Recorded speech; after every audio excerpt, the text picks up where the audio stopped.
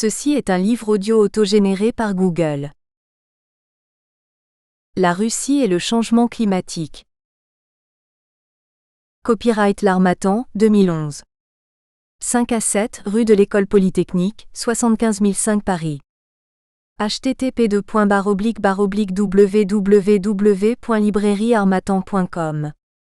Diffusion.harmattan@wanadoo.fr. harmattan@wanadoo.fr. ISBN 978 2 296 56 244 8. EAN 9 782 296 562 448. Laurent Touchard. La Russie et le changement climatique. Une nouvelle géographie du froid. L'Harmattan. Ouvrage du même auteur. Touchard L. 2010, Les milieux naturels de la Russie, une biogéographie de l'immensité. Paris L'Harmattan 460 p. ISBN 978 2 296 11 992 5. Touchard L. 2008, La vie au fil de l'eau. Lac du Monde. Grenoble, Glénat 160 p. ISBN 9 782 723 464 987. Bruno D. Esperluette Touchard L. 2007. L'étang de Landes de sa création au classement en réserve naturelle. Guéret, Société des sciences naturelles, archéologiques et historiques de la Creuse, collection Études creusoises, 106 p. Préface de Monsieur le Président du Conseil général de la Creuse J.P. Lozac. ISBN 978 2 903 661 35 9. Touchard L. dir. 2007, Géographie de l'étang des théories globales aux pratiques locales. Paris L'Harmattan 228 p. ISBN 978 2 296 02 936 1. Touchard L. Esperluette Grafouillère Monsieur dir. 2004, Les étangs limousins en question. Limoges, Editions de l'Aigle, 188 p. Préface de Madame le professeur F. Ardillier-Cara et de Monsieur le professeur J.P. Bravard. ISBN 295230906. Touchard L. 2003, Hydrologie, mer, fleuve et lacs. Paris Armand Collin, Collection Campus, 190 p. ISBN 9 782 200 264 611. Touchard L. 2002, Limnologie physique et dynamique, une géographie des slacs et des étangs. Paris L'Harmattan 395 p. Ouvrage récompensé par le prix Jules Girard. ISBN 2 74 75 34 63 4. Touchard L. 2000, Les lacs, origine et morphologie. Paris L'Harmattan 210 p. ISBN 2 73 84 98 000. Gauthier E. Esperluette Touchard L. 1999, Fleuve et lacs. Paris Armand Collin, collection Synthèse 96 p. ISBN 9 782 200 218 300. L'étole R. Esperluette Touchard L. 1998, Grand lac d'Asie. Paris L'Harmattan 232 p. Ouvrage récompensé par le prix Francis Garnier. ISBN 2 73 84 71 36 6. Touchard L. 1998, Le lac Baïkal. Paris L'Harmattan 240 p. Préface de Madame le professeur Monsieur Tabot. ISBN 2 73 84 64 11 4. Avant-propos. Cet ouvrage est conçu comme un deuxième tome traitant de la géographie physique et environnementale de la Russie, après un premier volume intitulé Les milieux naturels de la Russie, une biogéographie de l'immensité. Il reprend la forme de celui-ci en ce sens qu'il permet une lecture des textes et des figures à plusieurs auteurs. C'est pourquoi tel niveau pourra irriter tel lecteur, par le vocabulaire employé dans certains développements, la caricature croquée en dessin, le désabusement amusé, la joyeuse dérision, la liberté d'expression et de facture, la fastidieuse volonté ou la déconcertante candeur du contre-pied. Dans l'idée, c'est un ouvrage de géographie universitaire, dans le résultat c'est plutôt un essai, à moins que ce ne soit le contraire.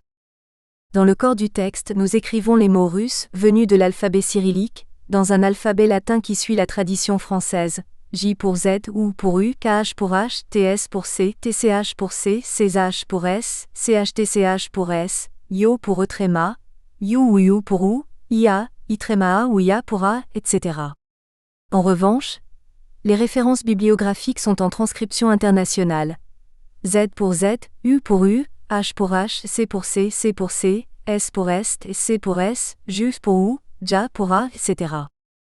Par les échanges réguliers ou ponctuels, denses ou ténus, actuels ou depuis longtemps passés, mais toujours enrichissants a posteriori et qui n'ont jamais été oubliés, cet ouvrage doit beaucoup aux géographes français qui ont façonné notre vision de la Russie ou de la climatologie. J. Radvani, P. Marchand, M. Thorez, C. Cabane, Chistiakova, J.N. Salomon, M. Tabot, J.P. Vigneault, bien d'autres encore. Nous tenons aussi à remercier les amis de la Russie ou les professeurs de russe que sont en France Ph. Guicharda, M. Druen, Y. Simone, M. Akadbled, E. Segar.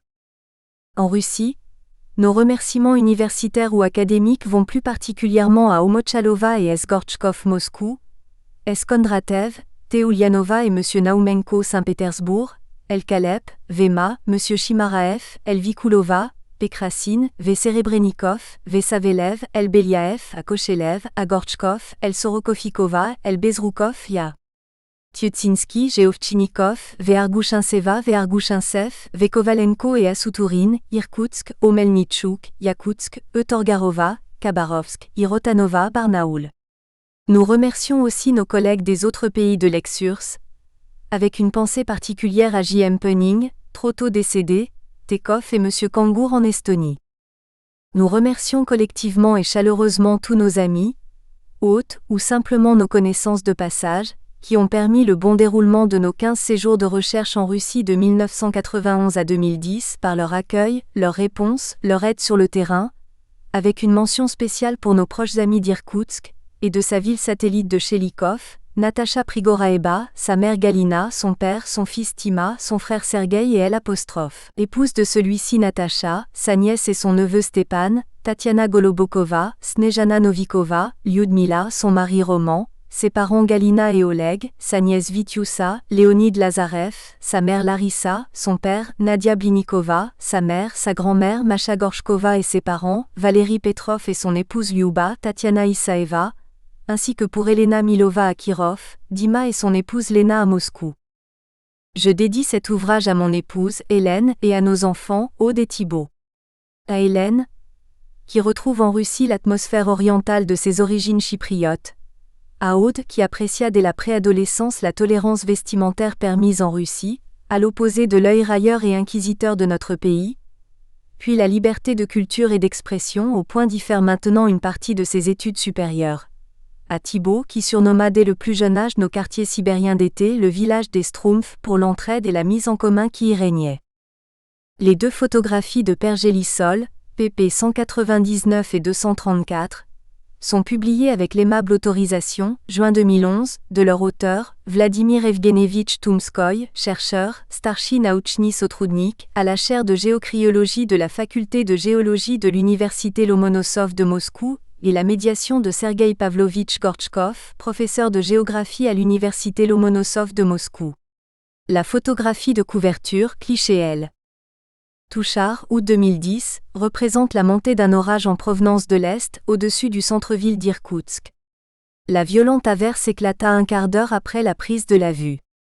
Le financement du cahier couleur a été assuré par les A1210 CEDETE de l'Université d'Orléans, dire.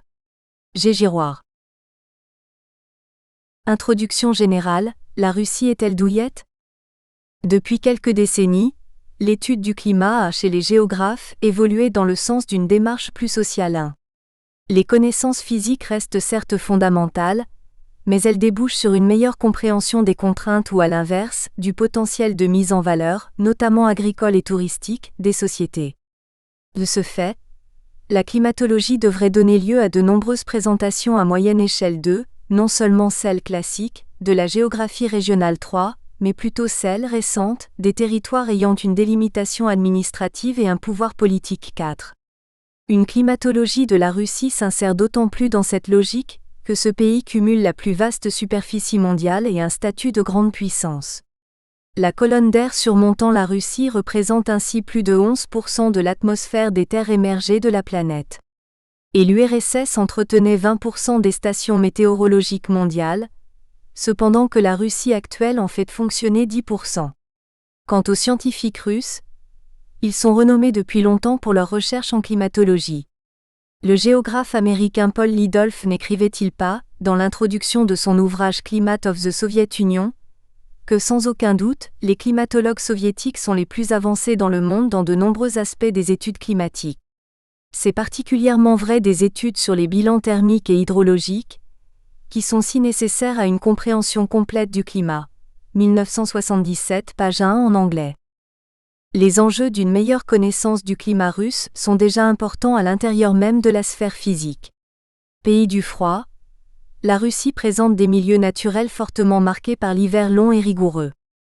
Pays le plus continental du monde, la Russie présente un gradient climatique d'ouest en est qui n'a aucun équivalent sur la planète. Dans quelle mesure le comportement des fleuves et des lacs de ce pays est-il contraint par les basses températures ?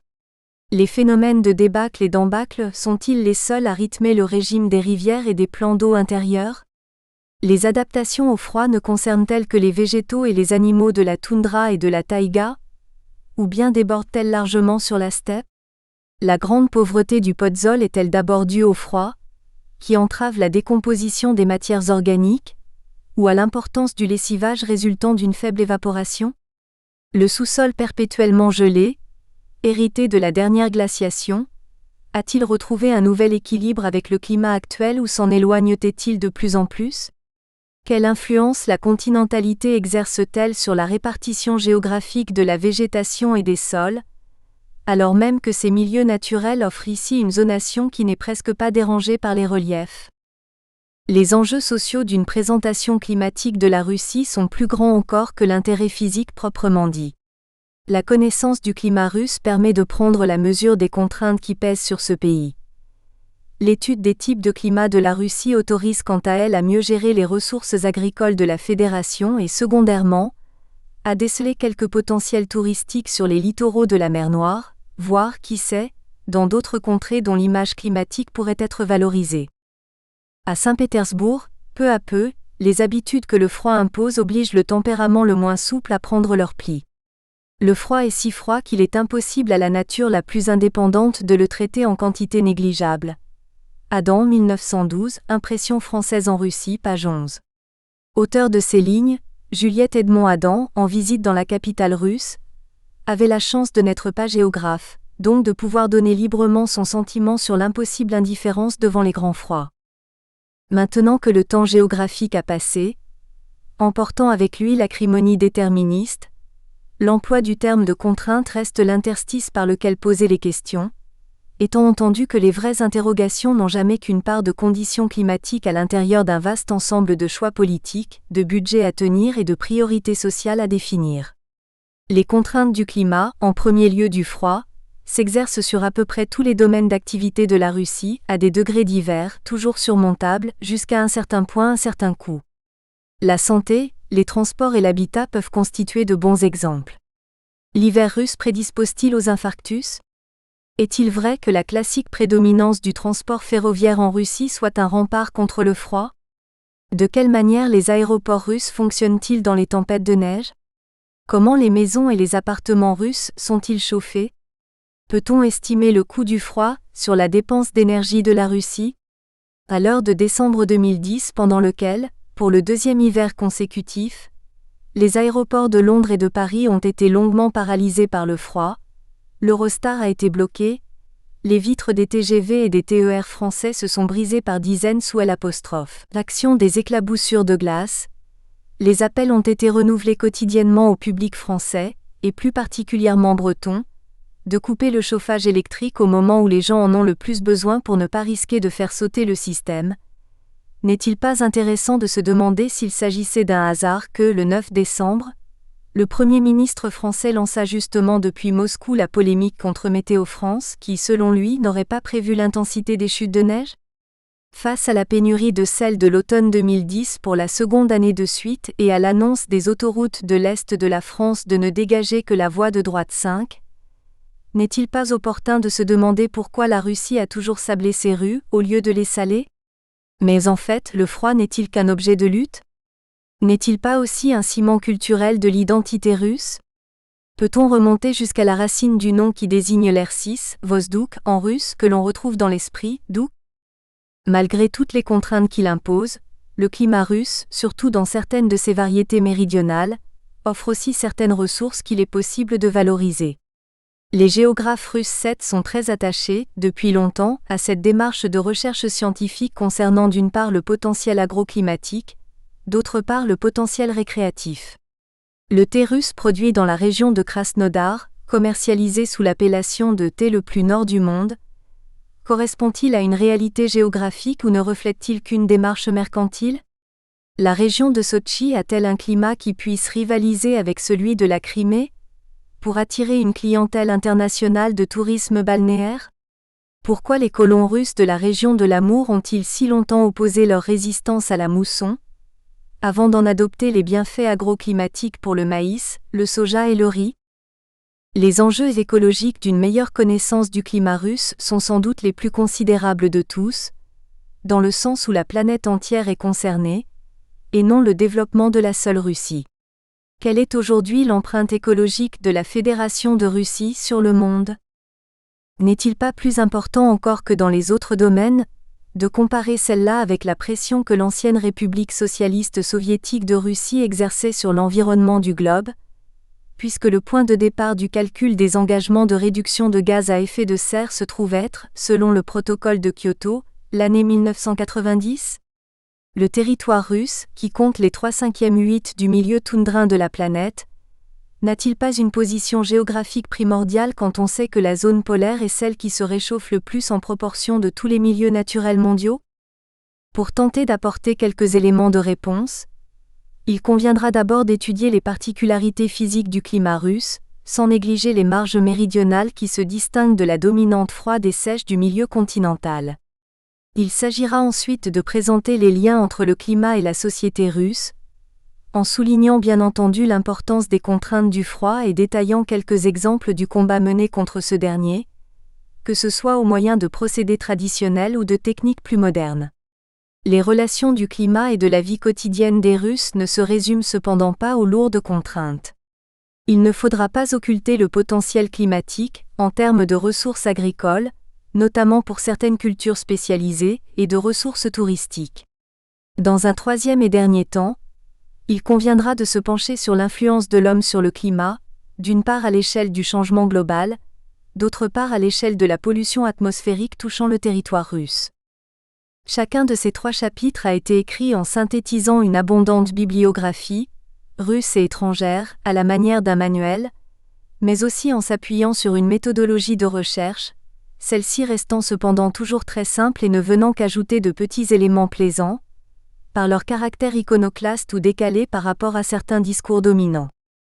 Dans le premier chapitre, intitulé « Le colosse blanc aux pieds rouges », qui aurait pu s'appeler « Le pays-continent des grands froids secs Bigarance et marge méridionale », la méthodologie consiste surtout en un traitement, direct ou indirect, des données des stations météorologiques qui dépendent du Service fédéral pour l'hydrométéorologie et la surveillance de l'environnement 9, dont l'acronyme est Rosgaïdromet.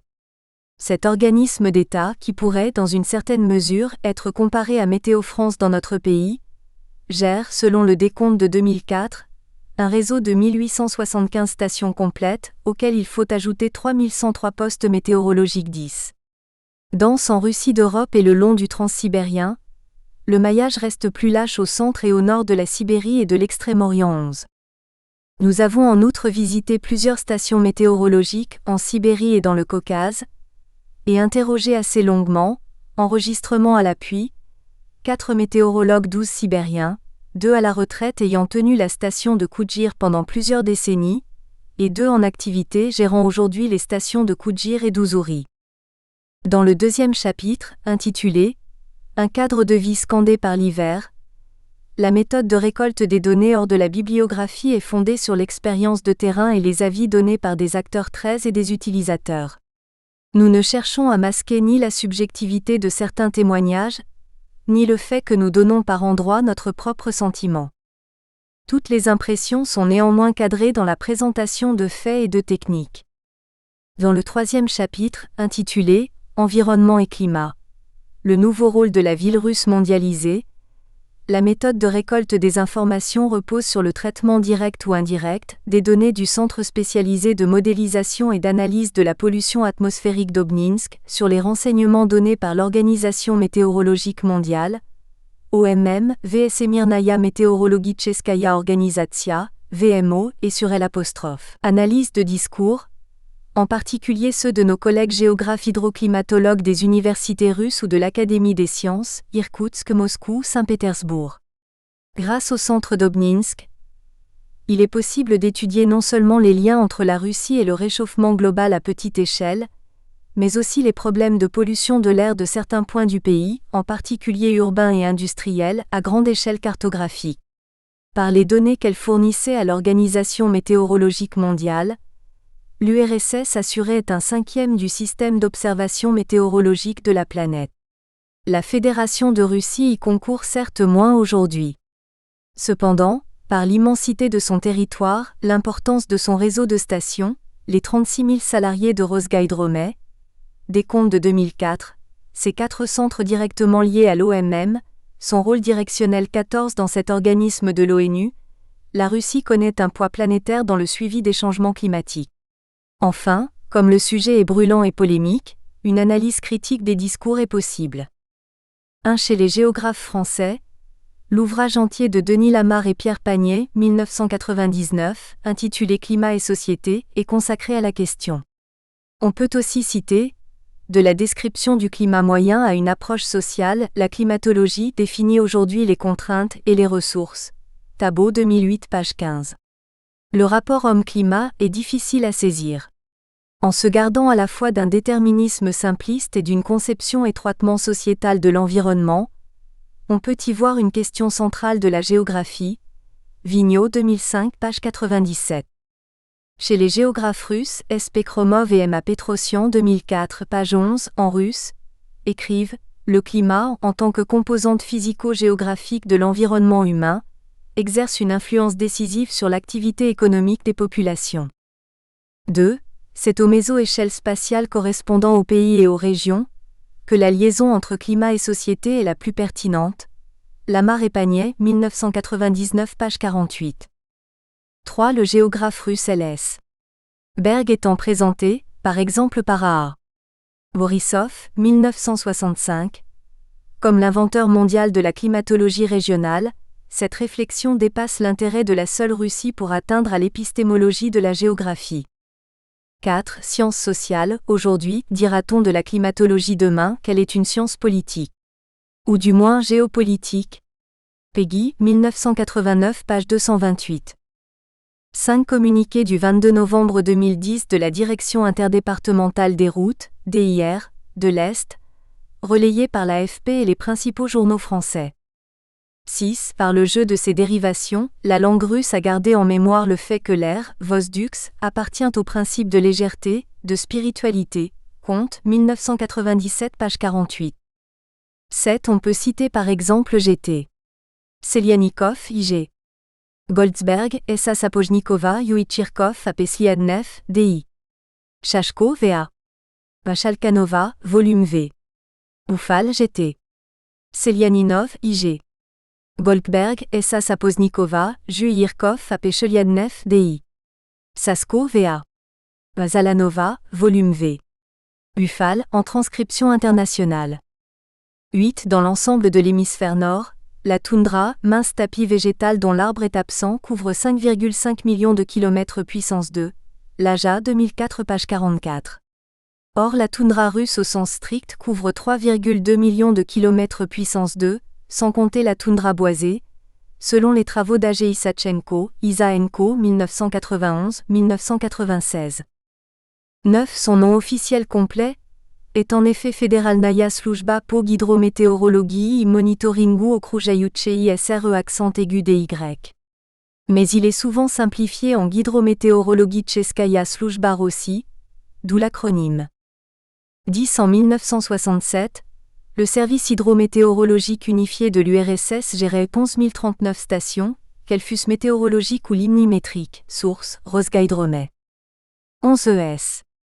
Rubinstein, 1956, indiquait que dans certaines parties de l'URSS d'Europe, la densité de stations météorologiques était trop forte, n'apportant pas d'informations supplémentaires et gênant même la grille d'interpolation. En revanche, il préconisait d'augmenter la densité dans certaines parties sous-équipées. Dans certaines régions d'URSS, comme dans les autres pays, on peut constater une certaine surcharge du réseau qui s'explique par la nécessité d'assurer le service au profit de l'agriculture, des travaux de construction, du transport et de l'aviation, page 194. Sur les immenses étendues du territoire de l'URSS, il existe encore certaines régions, montagnes, en partie la zone polaire, les déserts, où le réseau de stations est encore insuffisamment développé, page 195. Nous n'envisageons ici que les météorologues de Rosgaïdromey, et ne comptons bien entendu pas les entretiens avec les chercheurs des départements de climatologie et météorologie des universités russes, même s'ils gèrent des stations financées par leurs laboratoires de recherche. 13 en particulier pour le secteur du bâtiment et de l'habitat. 14 c'est le russe AI. Vedritsky, directeur de Rosgaïdromey de 1993 à 2009, qui a été élu président de l'OMM en 2003 puis réélu en 2007. À l'heure où cette introduction générale est rédigée, il est en même temps conseiller du président de la Fédération de Russie pour le changement climatique. Chapitre 1er, le colosse blanc aux pieds rouges. Les conditions moyennes de la couche d'air surmontant la Russie composent le climat du plus grand pays du monde. Elles intègrent les différents types de temps 15 qui se succèdent en Eurasie septentrionale et leur fréquence de retour selon les moments de l'année 16. L'état moyen de l'atmosphère étant privilégié, il est encore plus important de séparer clairement, dans une première étape, les différents éléments que sont notamment la température, les précipitations, la pression de la colonne d'air. Dans ce cadre, le froid de l'hiver est bien entendu un caractère majeur du climat russe, mais il n'est pas exclusif. La chaleur de l'été, la sécheresse à l'échelle de l'année, les valeurs élevées de la pression atmosphérique au cœur de l'hiver sont aussi des paramètres marquants du climat de la plupart des endroits de Russie. Dans un pays si vaste cependant, il est toujours une région, voire un domaine entier, qui fait exception. Pour fuir l'hiver russe, vaut-il mieux partir vers le sud ou vers l'ouest ? Est-il vrai que le nord-est de la Sibérie connaît des températures plus basses que l'Inland Sea antarctique ? Qu'appelle-t-on le pôle du froid ? L'été russe est-il régulier ou fantasque ? La Russie est-elle sèche parce qu'il ne pleut pas assez, ou parce qu'il ne neige pas assez ? Comment se fait-il que les vallées de la Yana et de l'Indigirka soient plus froides que les montagnes qui les dominent ? Tout est-il une question de continentalité en Russie ? Peut-on définir une Russie subtropicale ? Demain, le soleil russe reste-t-il gratis ? Pour tenter de répondre à ces questions, il conviendra d'abord de décrire les grandes caractéristiques du climat russe, d'une part son froid, durable et prononcé, qui s'oppose à son court été, pourtant chaud, d'autre part sa sécheresse annuelle, surtout marquée en saison froide. L'intérêt principal pour le géographe restera de démêler l'écheveau des causes zonales et continentales dans l'explication de ces traits climatiques. Il faudra enfin montrer que la Russie n'est pas un monolithe. Malgré une dominante froide et sèche, le géant blanc décline sa continentalité d'est en ouest et sa nordicité de l'Arctique à la mer Noire. À ses extrémités méridionales, elle rougit même de son caractère torride. 1. Le pays des grands froids secs. Les deux traits qui, malgré l'immensité du territoire russe, caractérisent pour ainsi dire la totalité des régions de ce pays, sont d'une part le froid de l'hiver, même tout à fait au sud, d'autre part la sécheresse, sauf dans les principales montagnes. La Russie peut ainsi être dépeinte comme le pays des grands froids secs, si l'on cherche à décrire son climat à partir d'observations de long terme. Mais l'identité de la Russie est-elle seulement construite par le lien mécanique entre les basses températures et la faible capacité hygrométrique de l'air ? Ou bien y a-t-il plus que cela ? 1.1. Un froid long et intense. La Russie est un pays qui souffre d'un froid revenant régulièrement chaque année, qui s'installe durablement sur le pays et dont l'intensité est très prononcée. 1.1. La durée de l'hiver, une fonction de la latitude. Le caractère le plus lancinant du froid russe est sa longueur. Et celle-ci est directement liée à la latitude. Plus on va vers le nord, plus l'hiver est long. Or, plus des 9/10 du territoire russe sont au nord de 50 degrés de latitude et le centre de gravité géométrique du pays est proche du cercle polaire. À l'échelle de l'ensemble de la Russie, le nombre de jours pendant lesquels la température moyenne est inférieure à 0 degré Celsius augmente du sud-sud-ouest vers le nord-nord-est selon une composante avant tout zonale. En Russie d'Europe, le sud connaît des moyennes journalières de température négative pendant 3 à 4 mois. Par exemple, dans le delta de la Volga, à Astrakhan, 46,21 degrés N, les moyennes journalières tombent en dessous de 0 degré Celsius à la mi-novembre et redeviennent positives dès la fin de février. À Moscou, 55,45 degrés N, les températures négatives durent pendant 4 à 5 mois, généralement de début novembre à la fin de mars 17. Sur le littoral nord de la presqu'île de Kola, à Mourmansk, 68,58 degrés N, les moyennes quotidiennes restent en dessous de 0 degré Celsius pendant 6 à 7 mois 18, habituellement de la fin septembre à la mi-avril. En Russie d'Asie, l'hiver dure certes plus longtemps, mais ce phénomène dépendant surtout de la latitude, la différence avec la Russie d'Europe n'est pas si grande. Dans le sud de la Sibérie orientale, les moyennes diurnes inférieures à 0 durent 5 à 6 mois contre 6 à 7 mois au nord, voire 7 mois et demi dans la région de Verkhoyansk, 67,35 degrés N. Cette inégale durée zonale de l'hiver se retrouve dans celle de la couverture de neige persistant au sol, qui a une grande importance sur les transports. Cette durée est supérieure à 40 jours sur la totalité du territoire russe, et seul le mince liséré littoral de la mer Noire y fait exception. Le tapis neigeux ne fond pas pendant 120 jours sur les 3/4 du territoire russe. En Russie d'Europe, la durée est de 60 jours à Astrakhan, 150 jours à Moscou et 200 jours à Mourmansk. En Asie, elle est d'environ 200 jours sur une bonne part de la Sibérie méridionale et de plus de 280 jours dans la région d'Oymyakon. Le nombre de jours où il peut neiger varie dans des proportions analogues. Au sud de la Sibérie, les premières neiges arrivent en général en octobre et les dernières surviennent souvent en mai. À Verkhoyansk, la dernière neige arrive habituellement début juin et il recommence à neiger dès le mois d'août. En fait, seul le mois de juillet en est assurément exempt 19. Pour la végétation naturelle et pour l'agriculture, la question de la longueur de l'hiver s'appuie certes sur la durée du gel, des précipitations solides et de la neige au sol, dont on connaît le rôle d'isolant thermique protégeant les plantes.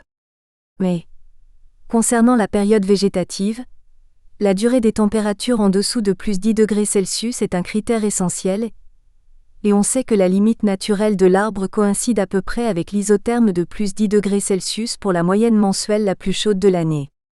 Ces régions, qu'on peut considérer comme celles où l'hiver dure 12 mois sur 12, forment la zone polaire de l'extrême nord de la Russie, en général au-delà de 67 degrés de latitude.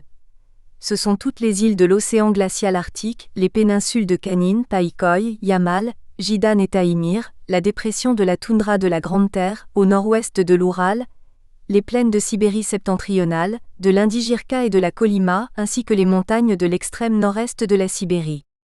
Les régions où l'hiver des températures journalières inférieures à plus 10 degrés Celsius dure plus de 9 mois sur 12, correspond au territoire situé au nord de 63 degrés nord en Russie d'Europe et en Sibérie occidentale, de 60 degrés nord en Sibérie centrale.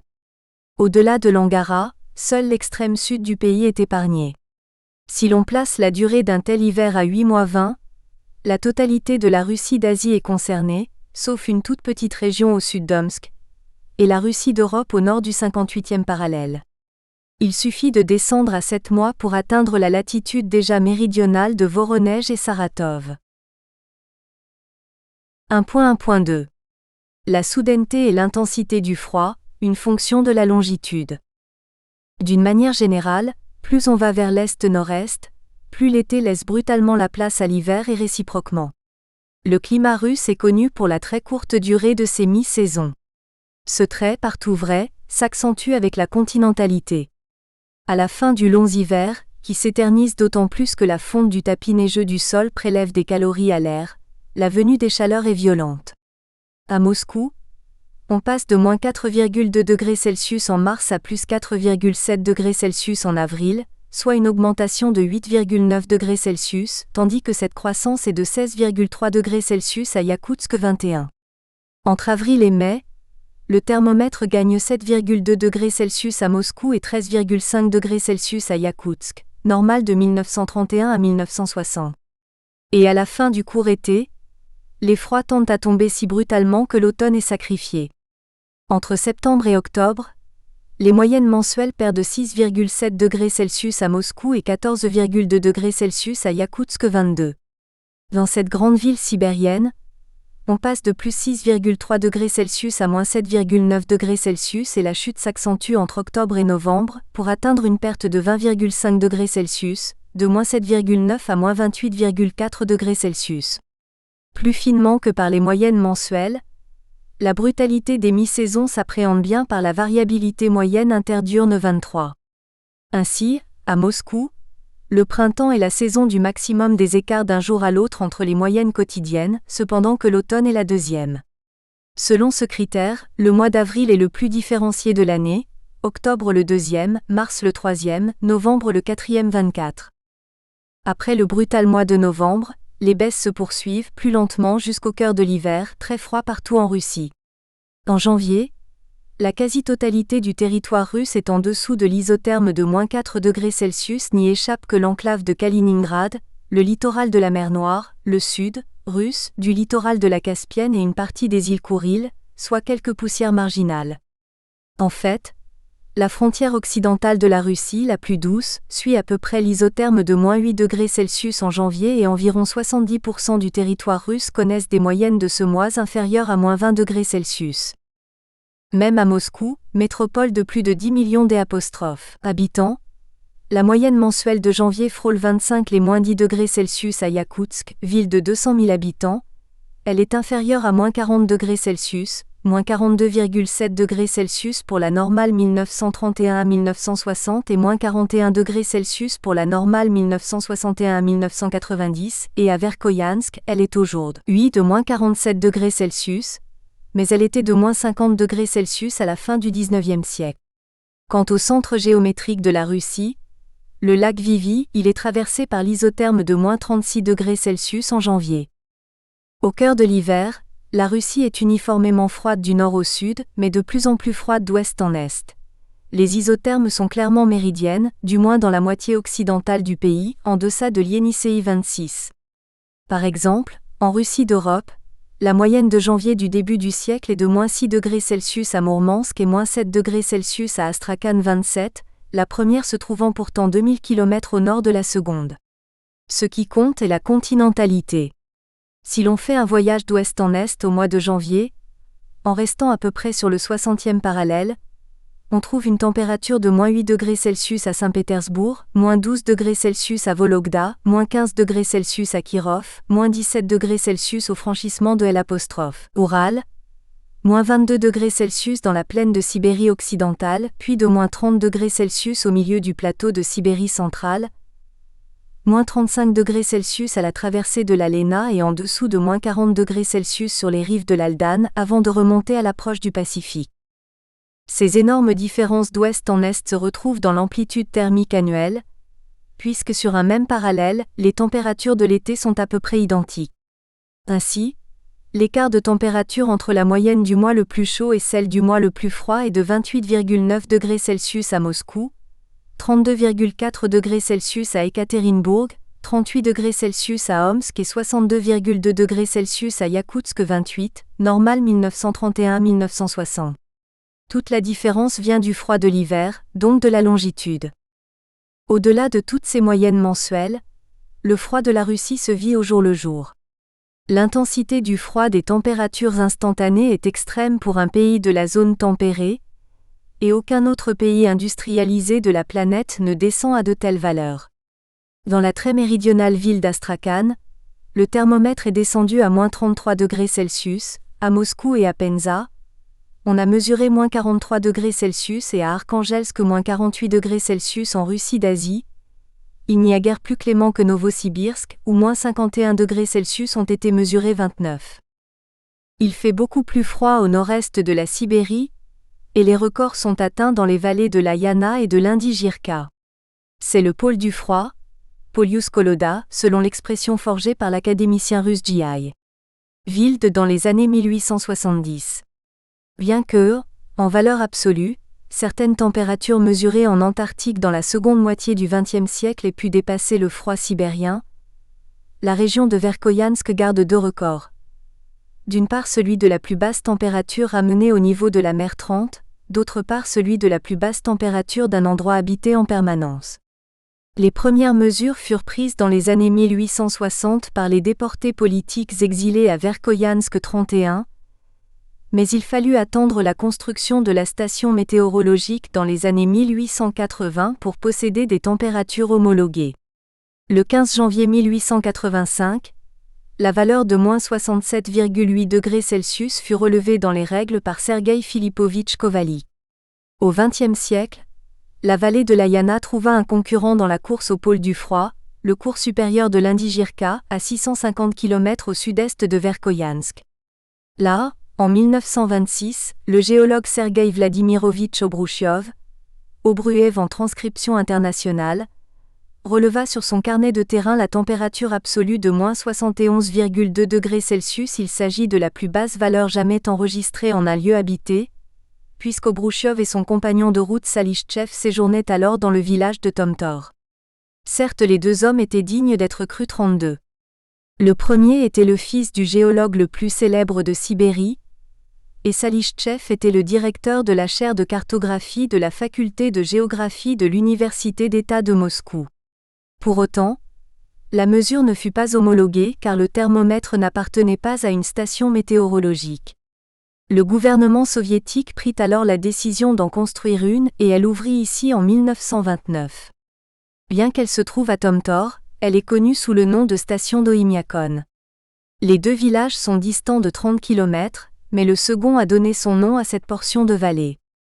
La station homologua la température de -67,7 degrés Celsius le 6 février 1933. Depuis que les deux stations météorologiques fonctionnent, les -60 degrés Celsius sont régulièrement dépassés, y compris en ces périodes récentes où le réchauffement global fait la une des journaux. Encore le 10 janvier 2007, une température de -62 degrés Celsius a été mesurée à la station du village d'Artik, près d'Oymyakon. Sur 15 ans, la moyenne des minima absolus de l'année est plus basse de 3 degrés Celsius à Oymyakon qu'à Verkhoyansk, cependant que le minimum homologué est un dixième de degré plus bas à Verkhoyansk qu'à Oymyakon et le minimum non homologué appartient à Oymyakon, dont la station fait remarquer que si elle avait existé au XIXe siècle, la valeur de 1885 de Verkhoyansk aurait certainement été dépassée. La bataille s'appuie sur une éventuelle exploitation touristique du record. Verkhoyansk possède un musée nommé le Pôle du Froid, et Oymyakon a érigé un obélisque du même nom visité lors de certains circuits touristiques internes à la clientèle russe. Pourtant, en dehors des valeurs climatiques chiffrées, l'important est qu'ici pousse de la végétation et vivent des hommes. Verkhoyansk 33 est ainsi la ville la plus froide du monde, Tomtor et Oymyakon les villages les plus froids du monde. C'est que, contrairement à l'Antarctique, ces effroyables températures hivernales n'empêchent pas l'existence d'un été. 1.1.3. Un été court, mais marqué par la chaleur. Sur la moitié sud de la Russie d'Europe, 5 mois, de mai à septembre, ont une moyenne mensuelle supérieure à 10 degrés Celsius. Cette saison chaude assez longue rappelle celle de pays comme la Pologne. En revanche, au nord du 52e parallèle en deçà de l'Oural et à toutes les latitudes au-delà, ce nombre se raccourcit à 4, puis en Sibérie orientale à 3 mois. Et encore est-ce l'extrême sud, par exemple dans la région d'Irkoutsk, qui profite de ces mois de juin à août. Plus au nord, la très courte saison favorable se rétracte sur le seul mois de juillet. Plus finement que les moyennes mensuelles, les moyennes journalières ne viennent que confirmer cette courte durée de la saison chaude. À Moscou, le nombre de jours d'une température moyenne supérieure à 10 degrés Celsius est de 143 pour la normale 1961-1990, station du volume VTC. Du 30 avril au 19 septembre, soit 4 mois et demi.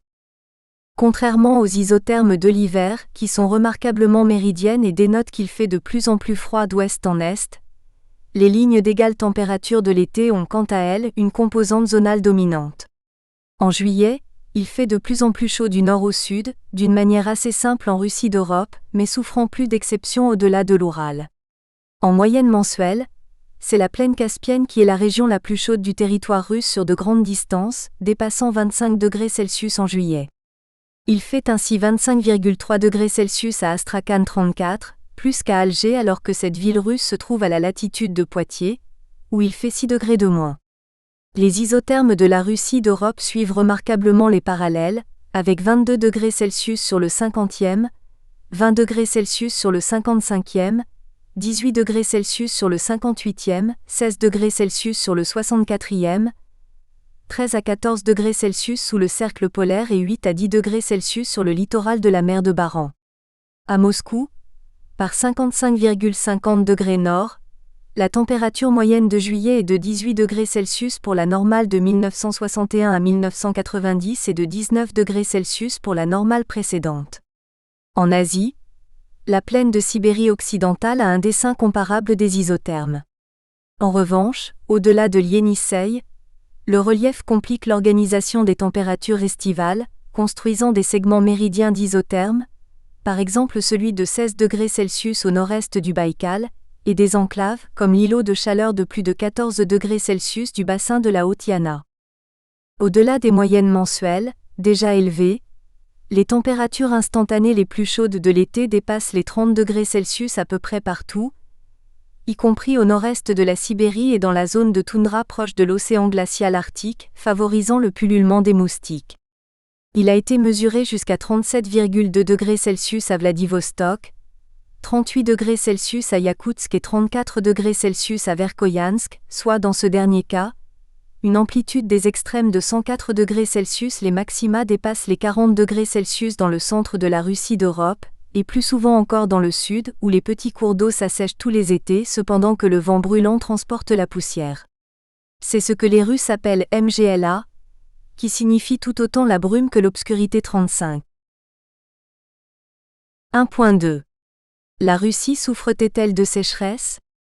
Si la Russie est incontestablement identifiée par tous comme la nation du froid, elle est plus rarement caractérisée, du moins dans les présentations occidentales de Géographie régionale 36, comme un pays de la sécheresse.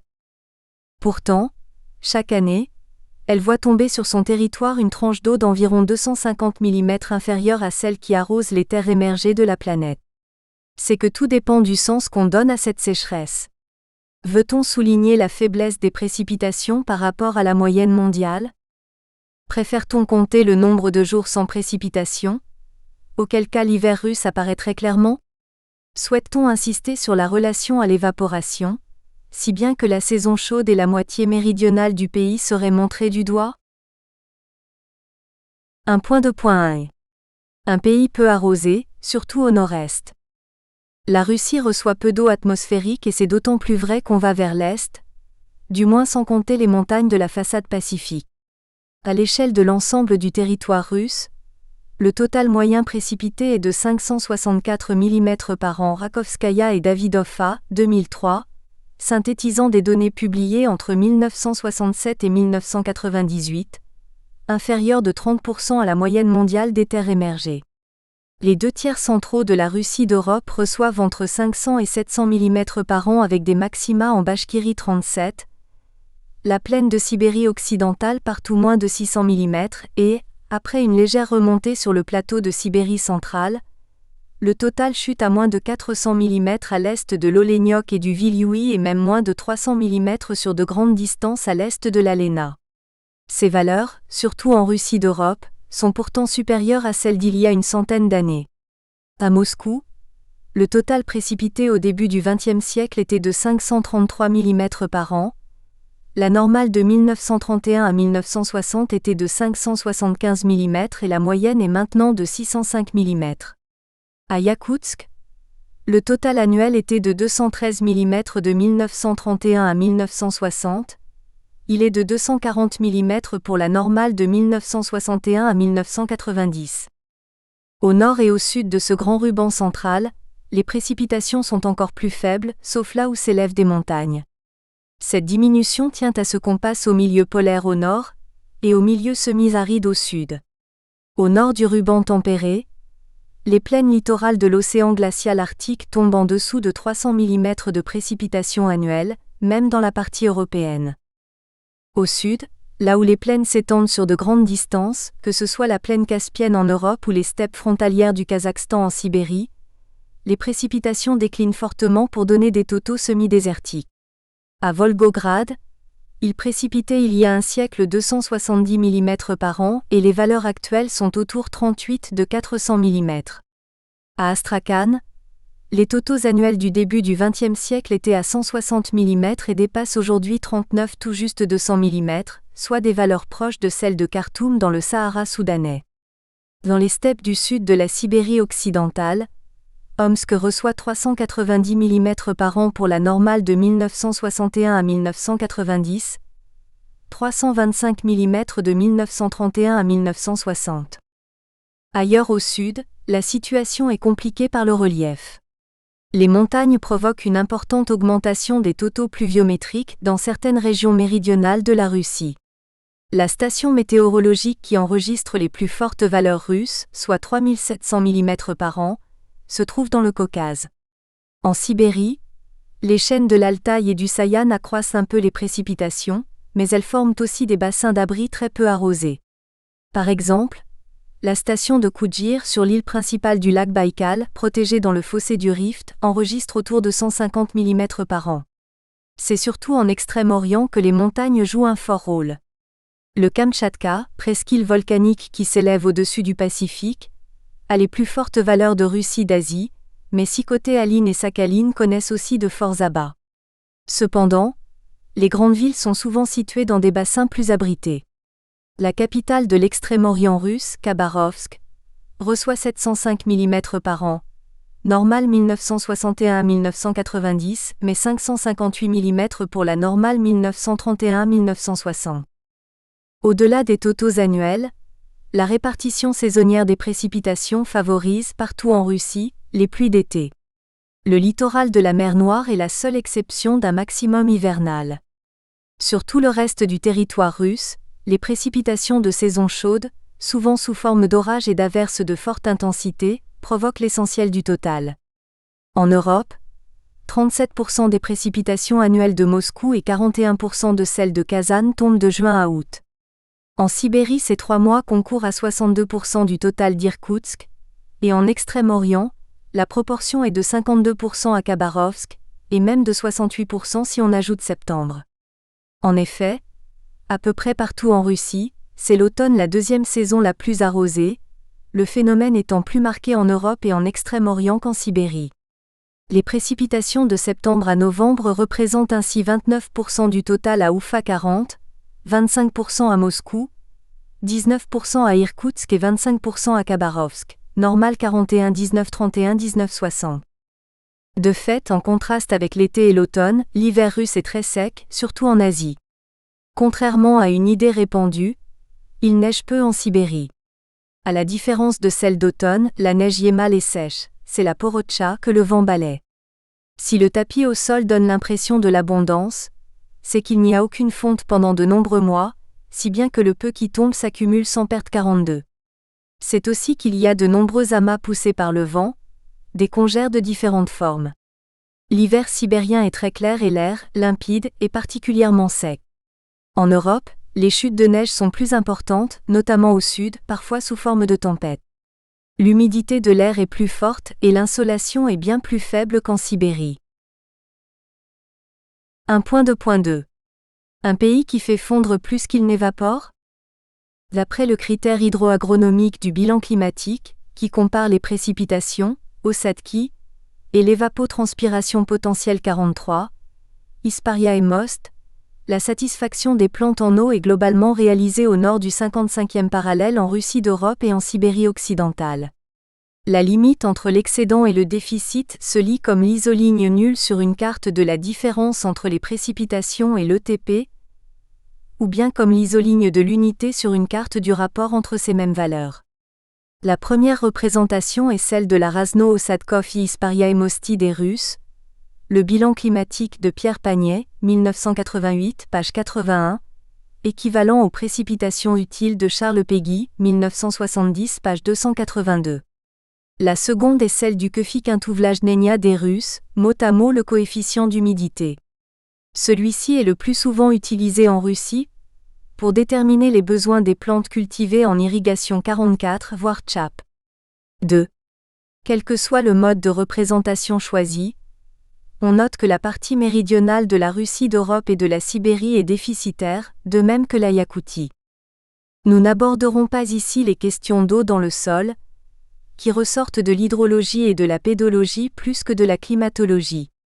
Cependant, il ne peut être passé sous silence le paradoxe, typiquement russe 45, selon lequel la sécheresse atmosphérique s'accompagne d'un engorgement des sols de la forêt de conifères 46, dû à l'eau de fonte imbibant le mollisol en été, bloqué par la dalle imperméable du pergélisol.